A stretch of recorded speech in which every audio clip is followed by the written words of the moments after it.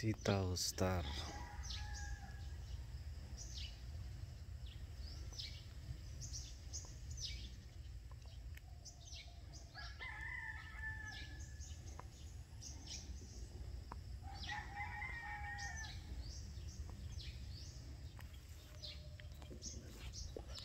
Thank you Lord sa ating mga sitaw.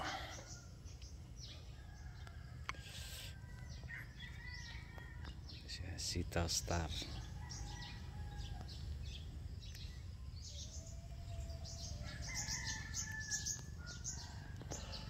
Thank you Lord. No, so beginner's guide tayo dito sa sitaw. Ano ba yung best variety dapat itanim dito sa sitaw? Beginner's guide tsaka practical tips, no? So again, harvest tayo today. Expected makaabot ng 400 plus kilos. Time check, malapit na alas 9 na pala, no? So tapos yung na-harvest natin dito pa sa baba, 4 lang kami dahil si Magic Inting andun sa Ampalaya. Solo niya doon kasi ano lang naman yun, dalawang 2 box lang doon maximum, no? So beginner's guide, ano ba yung best variety na itanim, dapat itanim dito sa sitaw, no? So di pa dito na-harvestan. Yung na-harvestan namin is dito pa, so hindi pa kami naka-halfway. So 4 lang kami, tapos may na-harvest na kaming 4 na bantal dyan doon pa sa unahan, no? Tapos by alas 10 kukunin na tong mga bantal natin. Ayan, andyan na sa bubong. Ayan, ating mga sitaw. So yan yung mukha after ng harvestan. Konti-konti na lang yung makikita kasi mga maliliit, no? So ano ba yung best variety na dapat mong itanim? Beginner's guide. Again, ilang ulit na natin tong inuulit, ilang beses na natin tong inuulit, kahit sa anong tanim, no? Ay hindi basta-basta magtanim ka na ayon sa nakikita mo sa YouTube, sa Facebook, no?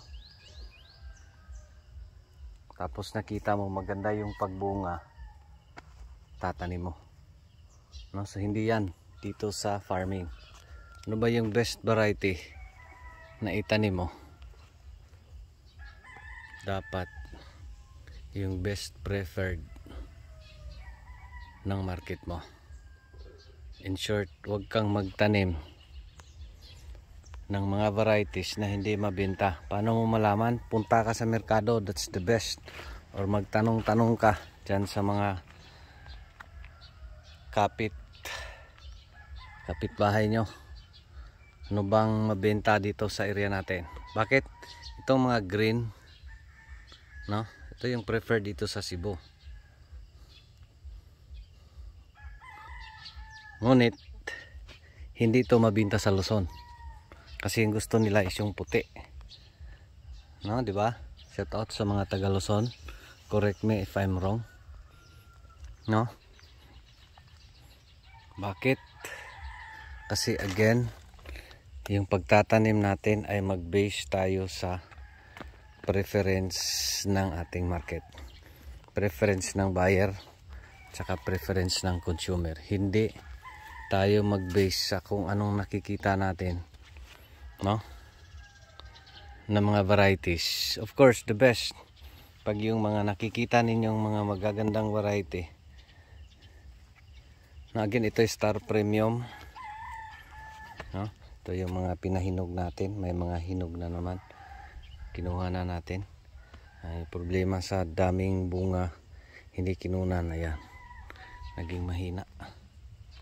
Pero marami marami pa ring bunga. Pero iba dito, no? Mas marami dito na kinunan ng bunga. So ito na ba yung bulk? Hindi pa guys. Hindi pa to bulk. Ilang kilo ng seeds? 1.75 o 1 and 3/4 to. Tapos nandun pa sa taas, no? Tapos malayo yung distansya. Ito yung best planting distance and spacing sa sitaw. Makaarangkada talaga sila.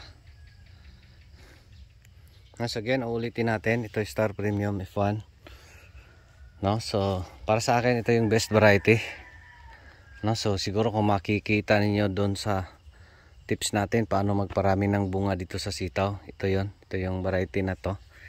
Tapos yun 1/4 kilo lang, maximum dun is 140 kilos. So dito 1 and 3/4. Pero base dito sa plastada, no? Kasi may mga saging, niyog. Unlike doon, di kaya yung ganun karaming bunga talaga. Base dito, no? Of course marami to, pero yung average niya, no, 1/4 kilo last yung times na yun, nakakuha tayo ng 140 plus kilos, 141 ba yun, no? So open space yun. Tapos ang palaya beds, so dito is iba kasi daming niyog, daming saging. So di natin makuha yung average na ganon, yung maximum na ganon, no, considering sa area, no? So again, uulitin natin anong variety, best variety na itanim, yung variety na preferred ng buyer ninyo, yung variety na preferred ng mga consumer sa area ninyo. Otherwise parang nagsayang ka lang ng oras, nagsayang ka lang ng capital, nagsayang ka lang lahat, tapos di mo mabenta kasi hindi gusto ng buyer, no? So yan yung siya din yan. Maski sa anong gulay guys, doon nga sa Siling Panigang may nagtanong sa atin, no? So sir, paano tong lava yung sa kanya, tapos area niya parang Davao ba yun? Davao ba yun sa inyo sir, no? Tapos yun yung problema, hindi mabenta doon sa kanila. So yan yung worst, no? So dito dapat research din pag may time, kasi pag hindi, maging sayang lang talaga yung effort mo, no? So yun lang guys, short video lang sa atin, is practical tips, no? So paano o anong variety, again susuriin mo kung anong variety best sa area ninyo. Pag Luzon, yung maputing variety, no? So may nagko-comment sa atin yung sa kanila is madahon, yung mga mapuputing variety daw. So dito din sa Star Prim is mabunga, mas marami yung bunga kaysa dahon talaga, no? So yan yung nakikita natin, yan, i-zoom natin, mas marami yung bunga, hindi makapal yung dahon, no? So dito may bubong, ganda na tingnan dahil nagsasalubong na. I don't know, maklaro-klaro ba? Hindi pa maklaro-klaro,